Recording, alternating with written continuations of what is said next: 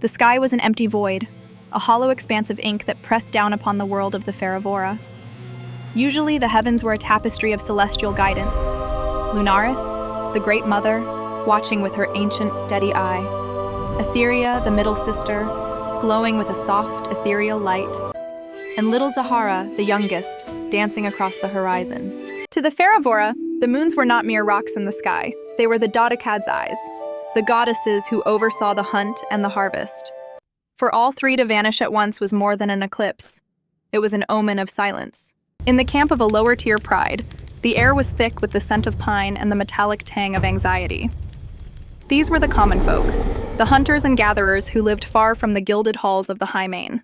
Tonight, their humble life was shattered by a sound that vibrated through the very earth. A Sylvani woman's roar tore through the makeshift den, a raw, guttural cry of labor that echoed off the surrounding trees. Outside the den, her mate, a Sylvani male, paced with frantic, restless energy. His claws were unsheathed, digging a shallow trench into the dirt as he marched back and forth, a physical manifestation of the storm inside him. A heavy hand landed on his shoulder.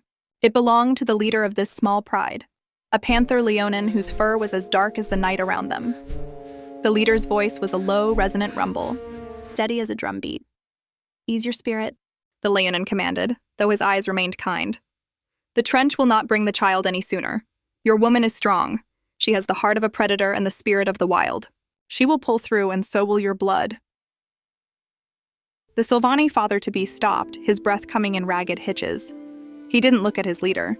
Instead, he tilted his head back, searching the darkness where the three sisters should have been.